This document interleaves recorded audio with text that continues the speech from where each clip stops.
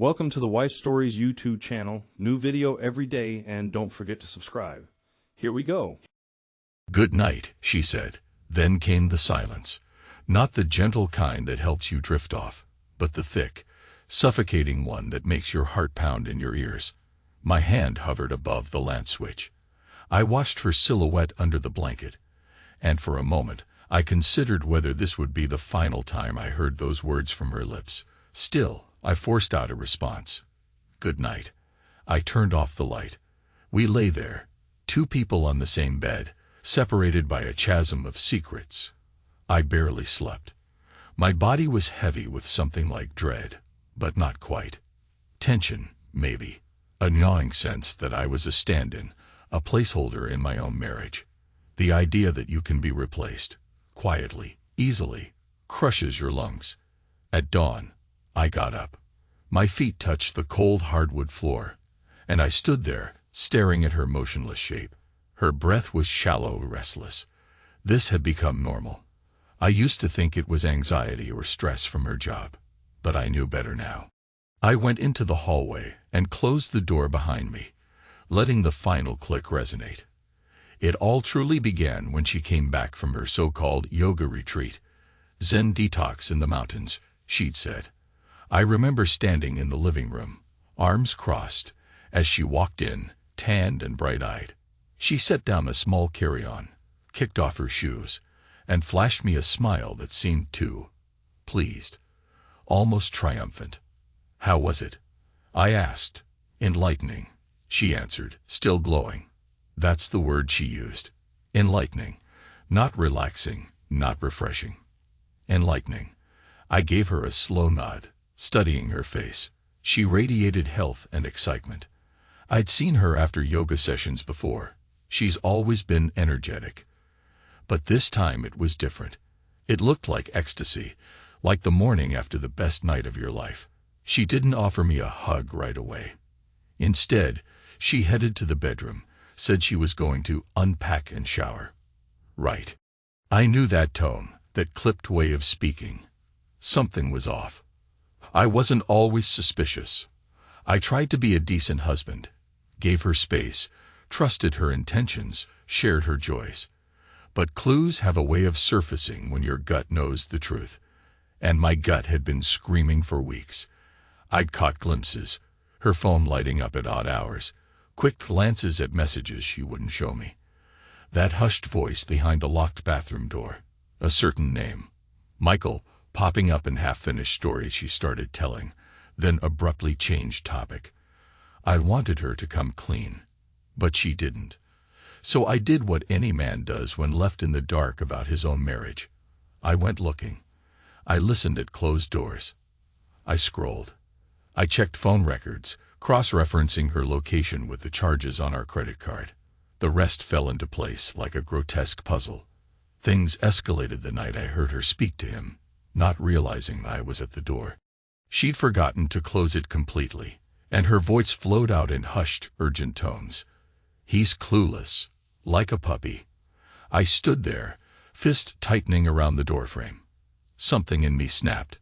My heart hammered so loudly, it drowned out everything else. She came back from the retreat that morning, and in the afternoon, I struck. Her suitcases were still half open. I told her, "There's something I want to show you in the study." She looked wary. "Now." I'm tired." I didn't care. "Now." She followed me, barefoot, each step on the hardwood echoing in the quiet hallway. When she opened the study door, she froze. I had taken every photo of us. Wedding pictures, vacation snaps, candids from parties, and placed them around her workspace. Some stood in frames on the shelves. Others were taped inside the drawers, under the glass covering her desk, between pages of her planner. Our entire history was displayed. Paris, the night at the fireplace, silly selfies in our old bedroom. At first, she didn't speak. Her lips trembled. Then she tried to swallow, like a reflex. "Why?" I shrugged. "Wanted to remind you of what we have, or what we had." Her eyes flicked around, searching for a place to rest. I don't understand." I think you do, I said. She sat down at the desk, her posture all wrong, shoulders caved in, like she was bracing for an impact. Then I slid out the box.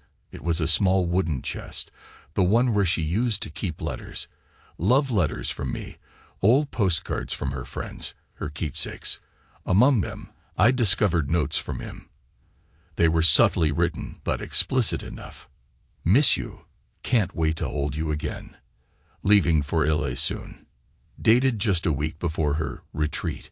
She reached for it without meeting my gaze. Where is? I could see her forcing composure. Where is the rest? In your hands, I said flatly. She opened it, saw the letters, the pictures I'd printed from her phone. Screenshots of texts. I stood there, waiting for her reaction. A chill settled in the room. Outside, rain started pattering against the window. The sound matched the tension. Cold, rhythmic, insistent. She whispered, "Where's the lighter?" I nodded toward the fireplace. She scooped up the box, marched over, and began feeding its contents to the flames. Papers curled and turned black, edges glowing orange. She tossed in everything. Her keepsakes, his letters, small tokens of what used to be us two. Our memories, her transgressions. Ashes now. I stood with my phone in hand, filming. She noticed but said nothing, tears sliding down her cheeks. It was the first time I'd seen her cry since her father's funeral, but these tears didn't bring me sympathy or pity. They made me cold inside. When it was done, she turned around, eyes burning with heartbreak or rage. I couldn't tell. Why are you doing this? I paused recording. You told him I'm clueless. Like a puppy. I heard you. I said, voice shaking with anger I tried so hard to contain. I'm not clueless. And I'm not a puppy. I'm the husband you betrayed. She opened her mouth, but no words came. I wish I could say I calmed down after that. But no. That night was the start of something raw in me. Something that demanded retribution. Demanded to show her exactly how it felt to be used and discarded. I posted the first TikTok the next morning. Called it Day 1 with my cheating wife. 20 seconds of footage. Just her reflection in the bathroom mirror, shoulders slumped, wiping her eyes. I added a catchy pop track behind it. No face shown, but her posture was recognizable to anyone who knew her well. I'm not proud, but I didn't flinch. She found out about it only when she heard the audio from my phone. She rushed in, hair in a towel, face furious. What the hell is that? It's you, I said, my voice cold. The real you. She snatched my phone and tried to delete the video, but I'd already uploaded it, posted it, shared it.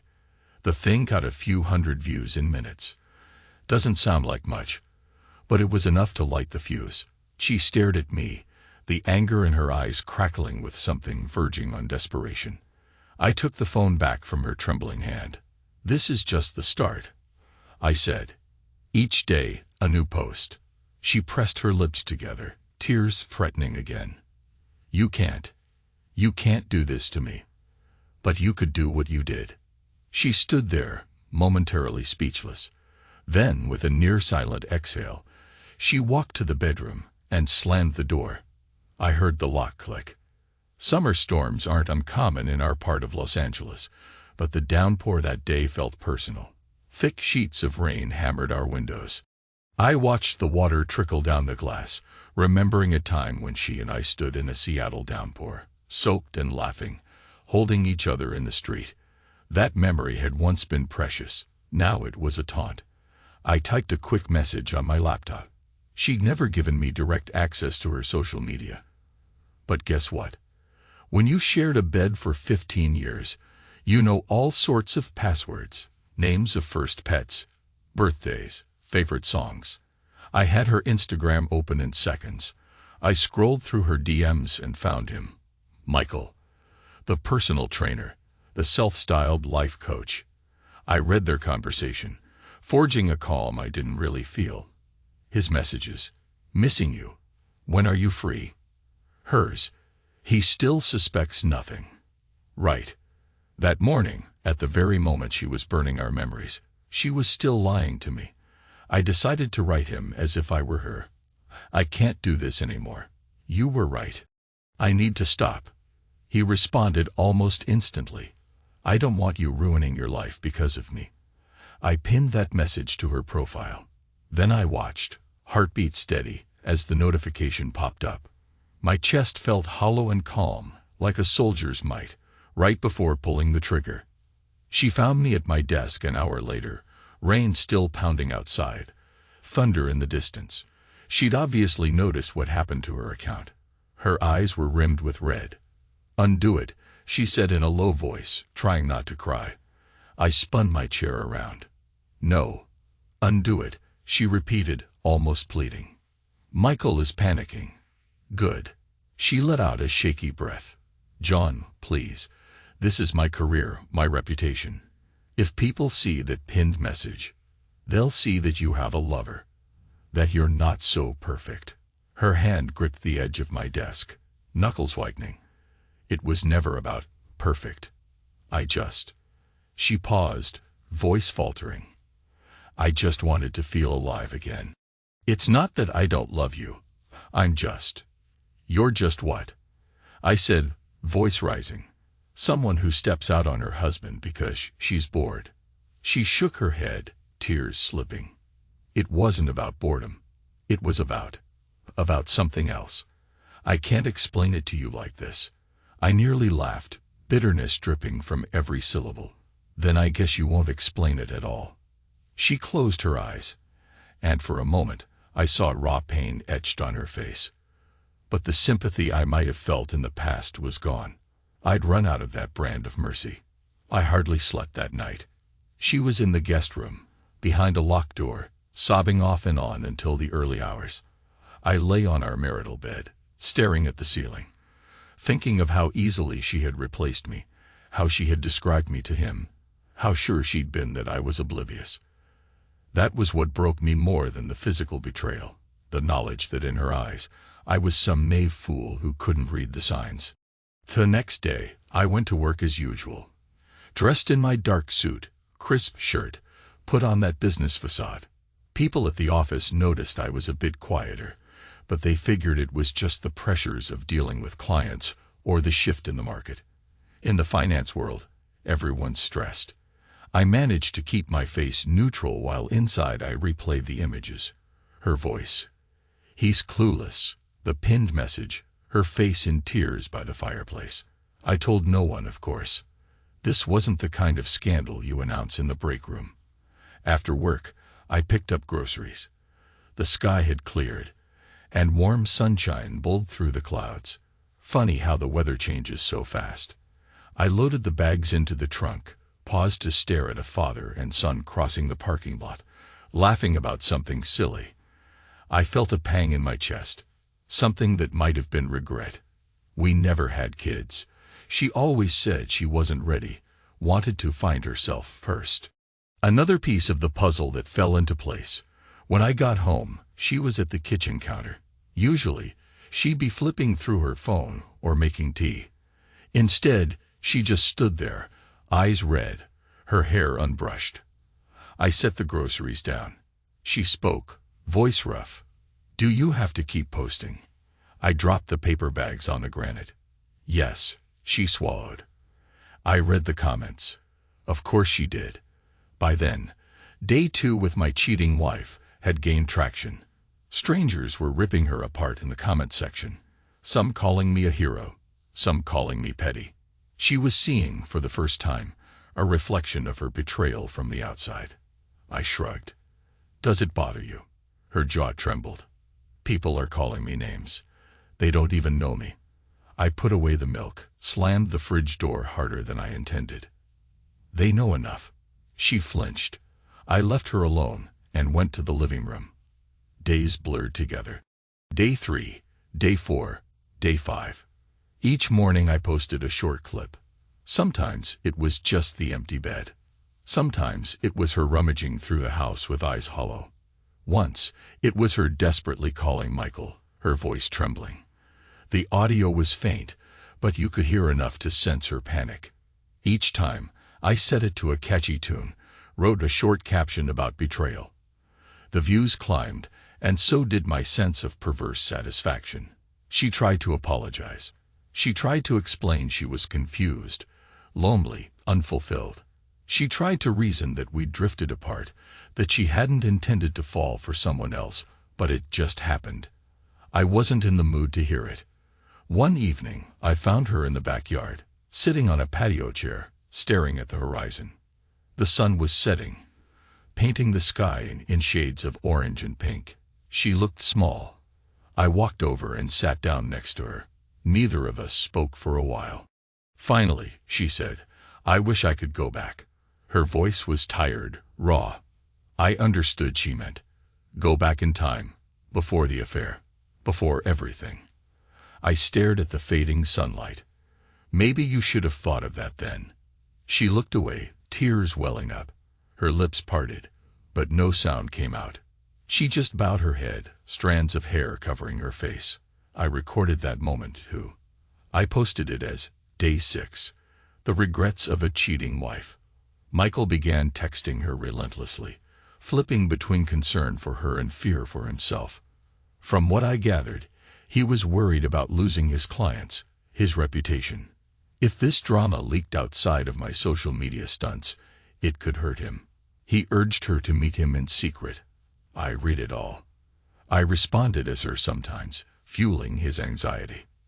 The more unsettled he got, the calmer I felt. Then one day I told her, "I'm meeting Michael this evening." She spun around, eyes wide. "What are you talking about?" I told him we need to talk. "He thinks it's you. But when he sees me, that'll be a surprise." She grabbed my arm. "Don't. John, please. He's not worth your time. It'll only make things worse." I stood there, unmoving. "You should have thought about that before you slept with him." She let go of my arm, shoulders sagging. "You're not going to hurt him, are you?" I laughed without humor. "No, but I am going to make sure he knows what he's done." She sank into the kitchen stool, burying her face in her hands. For a split second, pity flickered in me, but it vanished as soon as I remembered the phone call. He's clueless, like a puppy. That evening, I drove to a coffee shop near downtown, one of those trendy places with mismatched furniture and overpriced lattes. I sat at a table by the window, feeling the dryness in my throat. The day had been warm, no trace of the recent storm, and the roads were buzzing with early evening traffic. I saw him walk in, tall, athletic, wearing a fitted t-shirt that showed off his biceps. He scanned the shop, looking for her, then his eyes settled on me. I could almost sense his confusion. I raised a hand in a small wave. He approached cautiously, brow furrowed. "Where's Rebecca?" I stood up. "She's not here." "Sit down." He hovered, deciding whether to leave or comply. The tension was heavy in the air. Finally, he dropped into the seat across from me. "Why'd you text me from her phone?" he asked, voice guarded. I kept my tone level. "Because I wanted you to show up, and you wouldn't have come if you knew it was me." A flicker of guilt or anger crossed his features. "Look, man, I don't want trouble." I leaned forward, fists pressed against the table. Should have thought about that before hooking up with my wife. His gaze dropped to his hands, then back up. "I'm sorry. I didn't want it to go this far." I wanted to laugh at that. Too late. He sighed, shaking his head. "Listen, I told her I didn't want her to ruin her marriage. I told her we should stop." "Yeah, I know," I said, biting back my fury. "I posted your little message for everyone to see." His cheeks flushed. You did what?" I shrugged. "I pinned it to her Instagram, so her followers would know what she's been up to." He cursed under his breath. "That's messed up, man. And what you did wasn't." He fell silent for a beat. Then he spoke, voice low. "I never planned on becoming her. She talked about you, said you were absent, uninterested. I should have known better. But it's too late, yeah." Hearing his excuses, like somehow this was all on me, ignited a flash of anger in my chest. I drew in a long breath, fighting the urge to launch myself across the table. Instead, I said calmly, "You're going to stay away from her. No messages, no secret meetups. If you contact her again, I'll make sure everyone you do business with knows exactly who you are and how you operate." "Understood." He swallowed, maybe imagining the fallout. "Understood." I stared at him for a final moment. He looked small, a muscle-bound trainer who'd thought he was unstoppable, now shrinking under the weight of consequences. I left without another word. When I got home, I found her waiting in the living room. She stood when I walked in, eyes full of apprehension. "What happened?" "Nothing," I said, taking off my jacket. "We talked. He won't be bothering you again." She sank onto the couch, exhaling shakily. "So that's it." I walked over, towering above her. "You think this is over?" She glanced up. I could see the hopelessness in her face. "I don't know what to think anymore." I let the silence drag. Then I leaned in, close enough to see the tears forming. "It's only over when I say it's over." She squeezed her eyes shut. "John, please." But I turned and headed to the bedroom. The next few weeks were a peculiar kind of quiet chaos. She stayed in the house, mostly locked in the guest room, or pacing aimlessly. I continued with my daily TikTok updates. Day 15, day 20, day 25. The content was repetitive. Her anxious looks, me filming mundane moments, clips of her checking her phone or crying in silence. People ate it up. It became a minor sensation on social media. Some viewers praising my honesty, others calling me cruel, a few suspecting it was stage. She lost weight, stopped wearing makeup, stopped caring about her hair. Whenever I was around, she spoke in hushed tones, or not at all. Sometimes I'd catch her sitting in a corner, scrolling the hateful comments, tears wetting her cheeks. One morning, I woke up feeling oddly calm, almost numb. I realized I was sleeping better. It struck me how bizarre that was. My marriage was in ashes, my wife was a wreck, and yet I found a twisted peace in this new order, like I'd become a block of granite, cold, unyielding, but stable. She tried to reason with me one last time. It was late, maybe midnight, and I was at the desk in the study, replying to emails. She came in softly, wearing loose sweatpants and a sweater. She looked pale in the lamplight. I glanced up. "Yes." She wrung her hands together. "I know you don't want to hear this, but I want you to listen anyway." I waited, expression blank. She swallowed, then spoke in a trembling voice. "I was lonely. You were always busy. Work, the spreadsheets, the never-ending calls. You used to smile at me, touch me, talk about our future. Then you didn't. It was all money and numbers, and you were so stressed you barely looked at me. So I found someone who did." I kept silent. She pressed on, tears brimming. "I'm not excusing what I did. I know I messed up. I just want you to understand that it wasn't about hurting you. It was about filling a void in me that I was too cowardly to face on my own." I exhaled slowly, my chest tight. "Is that supposed to make this better?" She shook her head. "No, I just needed you to know. I understand if you hate me." Hate. I hadn't really considered that exact word. Did I hate her, or did I just feel hollow? I studied her face, the tears, the messy hair, the heartbreak. Then I turned back to my laptop. "Go to bed," I said. "I'm busy." She stood there for a few seconds, then trudged away. Somewhere around day 30, the story went viral in a big way. People were tagging national media, making reaction videos, dissecting our marriage.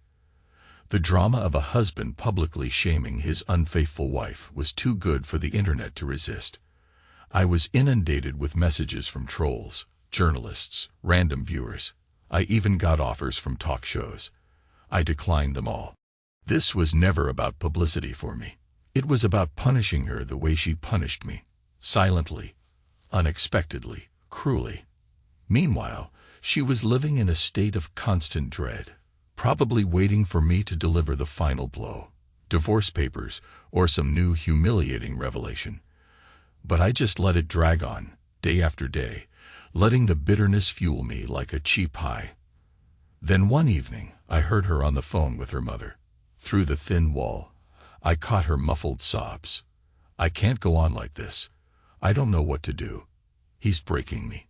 I paused in the hallway, listening, my heart oddly steady. Yes, I was breaking her. And I felt no regret. On day 50, the weather changed again. Storm clouds rolling in, thunder whispering in the distance. I decided to intensify the final stretch of this twisted documentary. I started filming more intrusive clips, capturing her at her lowest. But that night, I found her outside, near the garbage bins, rummaging for something. When I approached with my phone, she jumped, eyes wide, breath ragged. "What are you doing?" I asked, filming. She pressed a hand to her chest. I was looking for the box. The letters. The ones you burned. Her face contorted, tears spilled. Yes, but some scraps. Something that wasn't completely destroyed. I needed something tangible. Something to remind me of us, from before. I lowered my phone. A jolt of anguish shot through me. The last flicker of whatever love might have remained. Or maybe just pity.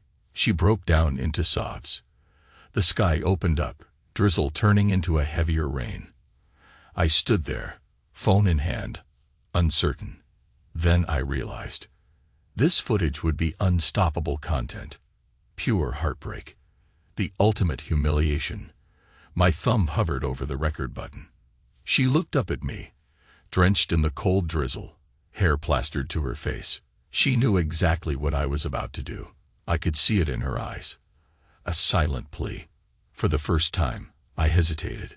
Then the thunder cracked overhead, and I pressed record anyway. That clip exploded online. Millions of views. The moment the cheating wife begs for scraps of the past. The comments were savage. Some pitied her, most mocked her. I saw it all, cackling at first, but then feeling a twinge of disgust at myself. The next day, we barely spoke. The tension felt heavier than ever. I busied myself with the finances, with sorting through piles of old documents. She seemed too broken to fight back, or even call me out. I tried to quell an uncomfortable voice inside my head that whispered, "Are you going too far?" Day 60. 2 months since her retreat. I watched her from across the kitchen. Her eyes had dark circles. She reached for her mug, but her hand shook so badly, she almost spilled the coffee. I turned away, feeling something twist in my gut. She looked at me, her voice barely audible. "I can't eat. I can't sleep." I said nothing, just scrolled through my phone. She set the mug down, pressed trembling fingers to her temple, and walked away. That night, I didn't film anything. I was starting to question my resolve. But the bitterness inside me was relentless. It told me I should keep going. That she deserved all of it, maybe more. Day 70 came. I posted an old video from our wedding, overlaying a text. If only I'd known how this love story would end. The internet devoured it. People swarmed her socials, leaving venomous comments. The cruelty of strangers is boundless when they taste blood. She stopped checking her phone altogether. I saw it abandoned on the kitchen table. I didn't even bother logging into her accounts anymore. The satisfaction felt stale now, like chewing the same piece of gum for too long. One night, I woke up to find the bed empty. She was back in our bedroom, but often she'd toss and turn till morning. I got up, found her in the living room. She was curled on the couch, phone in hand, silent tears streaming down her cheeks as she watched her own humiliation on screen. A montage. The day by the fireplace. The pinned message. The crying in the backyard. The rummaging near the trash. All set to a viral pop song. My chest tightened. I stepped closer, not sure what to say. She looked up, her eyes brimming with a kind of despair I can't quite describe. Then she whispered, "When does it stop?" I stood there, arms limp at my sides, no easy answer. Finally, day 90 arrived. That morning, she wasn't in her room. I searched the house, heart pounding. For a second, I thought maybe she'd left. But I found her in the garage, slumped against the car door. She looked up, hollow-eyed. "We need to end this," she said. "Please." I swallowed, noticing she was wearing the same clothes as yesterday, hadn't even bothered to change. My voice came out tight. "Or what? I can't go on. I'll leave." That threat hung in the dusty air. My initial reaction was to sneer, to say something cutting. But a wave of exhaustion washed over me. "Where would you go?" I asked. She shrugged weakly, tears forming. "Anywhere but here." That night, I lay in bed staring at the ceiling, listening to her ragged breathing next to me. She'd come back to our bed again, as if seeking some final comfort. Part of me wanted her gone. Another part of me dreaded the emptiness that would follow. When she fell asleep, I got up, quietly crept to my office. The folder with divorce forms sat in my desk drawer. I downloaded them weeks ago, but never printed them. Now I stared at them, feeling a strange mix of dread and relief. Day 100. A milestone. I woke early, watched her sleep. Her face was pale, cheeks hollow, hair messy. I remembered how she used to glow after her yoga sessions. Healthy, vibrant. That was gone. In the hush of dawn, I realized I didn't want to film anymore. The hatred I once felt had burned itself out, replaced by a numb acceptance. I went to the study, turned on my phone's camera for one final post. I recorded my own face this time. I spoke directly to the lens. "This is day 100 with my cheating wife. People have asked me for details, asked me why I did this. The short answer: because I was in pain. Because I thought vengeance would fix something broken in me. But it hasn't fixed anything.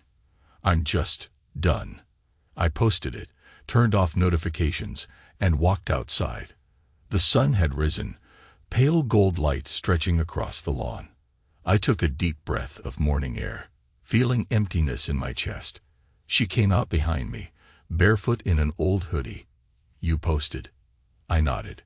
"Yeah." "What did you say?" "That I'm done."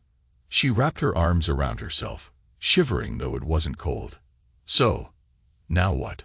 I turned to face her. We looked at each other in silence, two strangers bound by vows we'd both broken in different ways. Finally, I spoke. "I have the divorce papers ready, if that's what you want." Her face crumpled. "Is that what you want?" I stared at the sky. "I wanted you to hurt like I did. Maybe that's done now." She closed her eyes, tears cutting trails down her cheeks. "I'm sorry," she whispered. "I really am." I believed her, for what it was worth. But it didn't matter. Some things, once shattered, can't be mended. That evening, the rain returned, soft at first, then building into a steady downpour. She sat on the couch, phone abandoned. I paced around the living room, the final forms in my hands. The pen felt heavy between my fingers. "Eventually," she said, "I'll sign." I set them on the coffee table. We both hovered over them for a moment. Then, slowly, she picked up the pen, scribbled her name with trembling strokes. I took the pen next. My signature was steadier, but my heart thundered in my chest. This was the end. We looked at each other, the official break of a 15-year marriage sealed by a few scrawled lines. I half expected lightning to strike. Instead, there was just the hush of falling rain. I let her stay in the house until she could arrange a place to go. We hardly spoke. I removed the pinned message from her Instagram, disabled her account, so she wouldn't keep getting harassed. She noticed and gave me a small broken smile, a silent thanks. Over the next few days, she packed her clothes and personal items into suitcases. Meanwhile, I kept my routine. Coffee at 7, office by 9, come home to an empty hush. The final morning, I found her in the kitchen, finishing a cup of tea. Outside, the sky was a weak gray. She was dressed in jeans and a sweater, hair brushed for once. A suitcase stood by the door. She looked at me with uncertain eyes. "I'm going to my mother's," she said softly. "At least for now." I nodded. She hesitated. "Will you be okay?" I exhaled, feeling a bitter smile tug at my lips. "I'll survive," I said. She blinked, and a tear slid down. Then, without another word, she took her things and left. I listened to the quiet click of the door, the drag of the suitcase wheels outside. For a long time, I just stood there. The rain had stopped, leaving the yard glistening with dew. I poured myself another coffee, though I didn't really want it. The clock on the wall ticked, each second echoing in the empty house. The final memory of her was that shaky smile and a whispered goodbye. The place felt bigger without her, emptier. I sat at the table, hands wrapped around the mug. After everything, her betrayal, my revenge, the spectacle online, I felt a hollowness that no applause from strangers could fill. I'd exposed her, punished her, documented every tear. Yet the ache inside me still pulsed. Maybe it always would. I turned on my phone. Notifications flooded in. Congratulations from some, condemnation from others, plenty of trolls.